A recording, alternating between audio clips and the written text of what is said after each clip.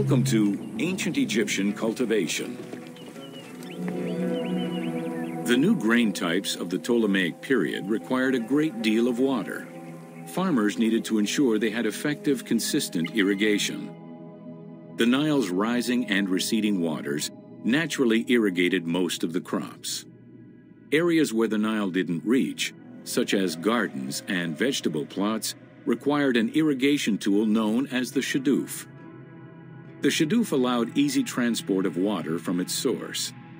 It consisted of a tall wooden frame with a long pivoting pole and suspended bucket. The system could be raised and lowered with little effort.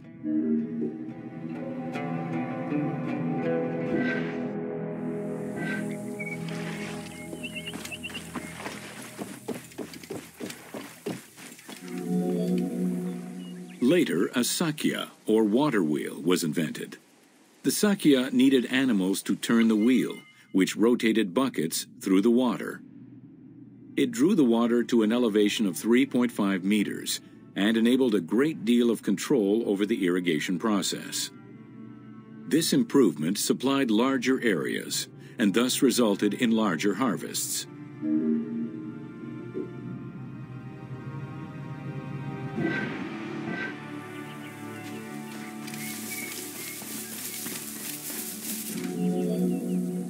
The threshing process separated the grain from its husk. Workers would spread the ears on clean ground. Oxen, cows, or donkeys were then guided back and forth to trample the grain. This continuous movement worked the grain loose while preventing the animals from eating it. Unwanted chaff and straw were swept away, or gathered and added to the mud used to make bricks, to make them stronger.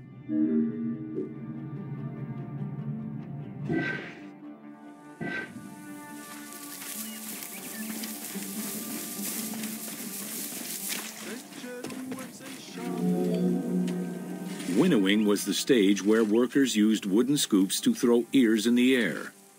The wind carried off the chaff, leaving the heavier seeds to fall to the ground. This action was repeated until the undesired materials were sifted out.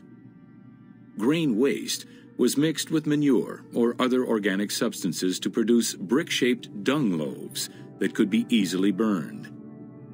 A standardized brick size enabled Egyptians to mass-produce this byproduct and use it as a commodity.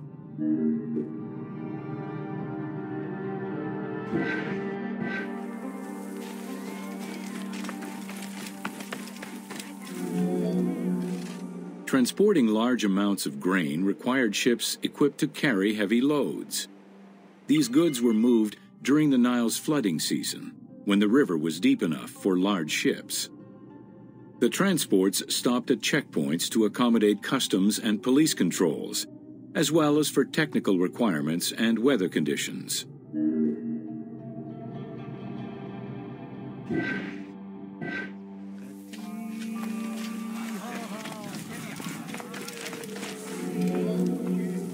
Having reached Alexandria's inner harbor, the wheat was unloaded under the supervision of a civil servant in charge of wheat management. Portions were distributed to Alexandria's city market, and the remaining stockpile was either exported or stored in warehouses.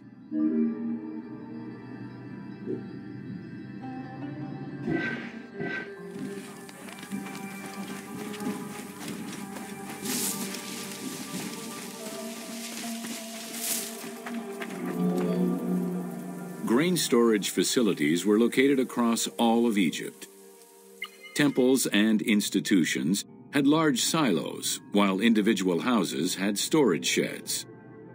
In some houses, arched cellars were built into the foundations. These watertight chambers were accessible from the ground floor through a trapdoor. Royal granaries acted as the storehouse and distribution centers, and managed state payments to civil servants, soldiers, and the police. Though plastered on the inside, silos weren't completely sealed, and so remained susceptible to mice infestations.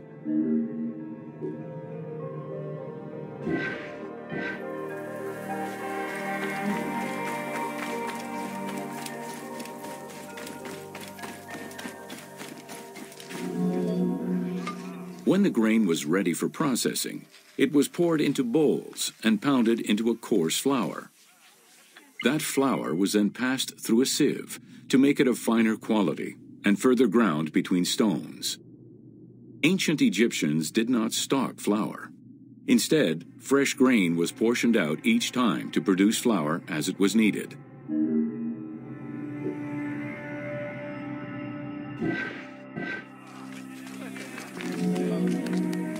The sieves used by ancient Egyptians were unable to filter out sand and stones. Grit often passed into the flour, causing long-term tooth abrasions among all classes of Egyptians.